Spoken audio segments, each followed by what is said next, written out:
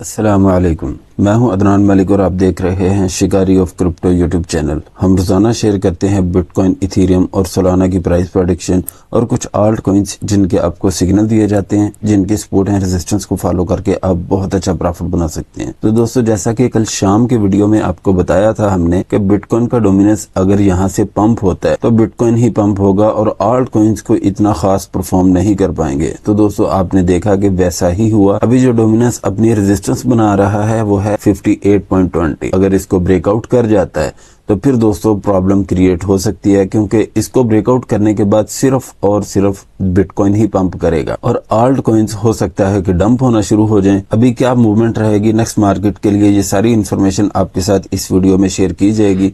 आप सबसे रिक्वेस्ट है कि आपने वीडियो को लाइक और चैनल को सब्सक्राइब जरूर कर लेना है और बेल आइकन का बटन दबाना आपने नहीं बोलना। तो दोस्तों, वीडियो जरूर लाइक कर दिया करें, क्योंकि आपका एक लाइक हमें बहुत ही मोटिवेट करता है। आप सबसे रिक्वेस्ट है कि आपने वीडियो को जरूर लाइक कर देना है और एक अपने दोस्त के साथ शेयर करना है, ताकि दूसरे लोग भी हमारी इस वीडियो से फायदा उठा सके। तो दोस्तों, अभी जो डोमिनेंस की सपोर्ट बनी है वो है 58.10। जितनी देर इसको ब्रेक डाउन करके इससे दूर नहीं आता, उतनी देर क्रिप्टो मार्केट के लिए कोई अच्छी मूव नहीं रहने वाली। अगर एक मिसाल के तौर पे 58.20 को ब्रेकआउट कर जाता है बिटकॉइन का डोमिनेंस, तो फिर दोस्तों एक आर्जी तौर पे हमें पैनिक देखने को मिलेगा इस मार्केट में। उसके बाद इंशाल्लाह रिकवरी जरूर होगी, ठीक है ना। जो भी टोकन आपने बाय करके अपने पोर्टफोलियो में रखा है उसे होल्ड करें, टेंशन लेने वाली कोई बात नहीं है। अप एंड डाउन मार्केट में चलता रहता है, इसलिए आप सबसे रिक्वेस्ट है कि आपने कोई भी टोकन जो बाय कर लिया है उसे होल्ड करें। इंशाल्लाह जब रिकवरी होगी आप विद प्रॉफिट उस टोकन से निकल पाएंगे। अभी चलते हैं बिटकॉइन के कैंडल चार्ट की तरफ। तो दोस्तों, कल शाम के वीडियो में हमने आपके साथ बिटकॉइन की रेजिस्टेंस शेयर की थी 95,500 से 95,800। दोस्तों, ये वाली रेजिस्टेंस हमने न्यू आपके साथ शेयर की थी 95,800। इसको इसने टच किया और उसके बाद ये रिवर्स हो गया, लेकिन अब की बार 95,800 ही इसकी रेजिस्टेंस रहेगी। ये वाली रेजिस्टेंस हम कर देते हैं रिमूव। तो दोस्तों, अभी की जो इसकी सपोर्ट बन गया वो है 93,290। दोस्तों, इसको ब्रेक डाउन करके अगर इसके नीचे 1 घंटा 30 मिनट भी स्टे कर गया तो आके गिरेगा 92,400 पे। तो दोस्तों, 92,400 की सपोर्ट आपको हिंट देगी कि इसने मजीद डंप होना है या नहीं। 92,400 को ब्रेक डाउन करता है तो 91,500 की सपोर्ट ब्रेक नहीं होनी चाहिए। जैसा कि दोस्तों हमने कल शाम की वीडियो में आपको ये भी बताया था कि ये एक जोन है इसकी, ठीक है। इसको इसने अपनी सपोर्ट बनाया, इसको ब्रेक डाउन किया लेकिन स्टे नहीं कर पाया, तो हमारी ये वाली सपोर्ट भी यूटिलाइज हुई जो हमने आपके साथ शेयर की थी 92,400 की। अगर आपने यहाँ पे बाइंग की थी तो आपने बहुत अच्छा बिटकॉइन में प्रॉफिट जनरेट किया। तो दोस्तों, अगर सेफ जोन की बात करें कि बिटकॉइन कहाँ से पंप होना शुरू होगा और आल्ट कॉइन्स में किस पॉइंट से बेहतरी आना शुरू होगी, वो मैं आपको बता देता हूँ। जितनी देर दोस्तों बिटकॉइन 95,800 को ब्रेकआउट नहीं करता, इसके ऊपर स्टे नहीं करता, उतनी देर दोस्तों आल्ट कॉइन्स में बेहतरी नहीं आएगी।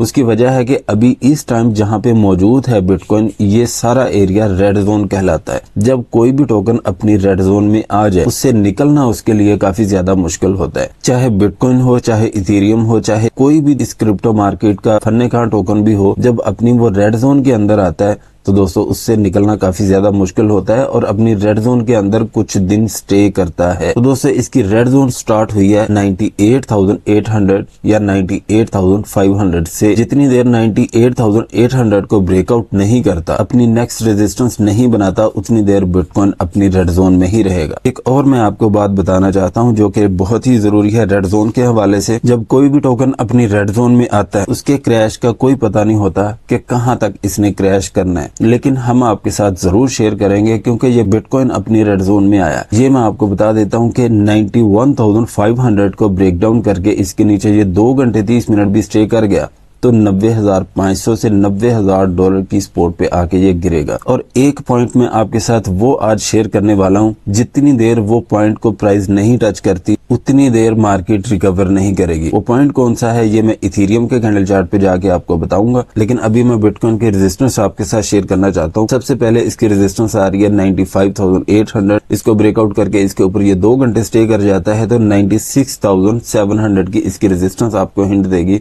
कि इसने मजीद पंप होना है या नहीं। 96,700 को ब्रेकआउट करता है तो 97,300 तक इसका हाई होगा।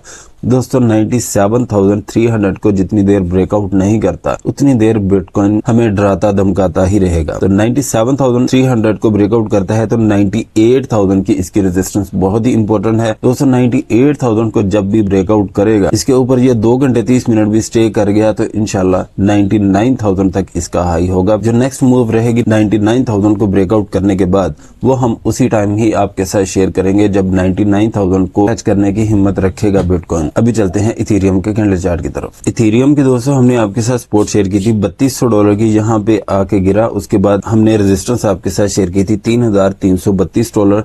इसको इसने टच तो नहीं किया लेकिन यहाँ पे हाई दिया $3,319 का। दोस्तों ये एक न्यू रेजिस्टेंस बना रहा है अभी इथेरियम। अब की बार जो इसकी रेजिस्टेंस रहेगी वो पहले तो होगी $3,280। इसको ब्रेकआउट करता है तो $3,319 की इसकी रेजिस्टेंस आएगी। लेकिन ये वाली जो इसकी रेजिस्टेंस हमने पहले आपके साथ शेयर की थी इसको हम करेंगे रिमूव। तो दोस्तों 3,319 को ब्रेकआउट करके इसके ऊपर ये 2 घंटे भी स्टे कर जाता है तो $3,355 तक इसका हाई होगा। लेकिन इस टाइम जो इसकी सपोर्ट बन गया वो है $3200। जैसा कि दोस्तों बिटकॉइन के कैंडल चार्ट पे मैंने आपको बताया कि मैं आपके साथ वो पॉइंट शेयर करूंगा जिस पॉइंट को प्राइस टच नहीं करती उतनी देर मार्केट में रिकवरी नहीं होगी। तो दोस्तों जितनी देर इथेरियम $3,000 को टच नहीं करता उतनी देर मुझे नहीं लगता कि इस मार्केट में रिकवरी हो सकती है, क्योंकि अगर बिटकॉइन पंप होना भी चाहे तो बिटकॉइन पंप नहीं होगा क्योंकि इथेरियम ने डंप होना है।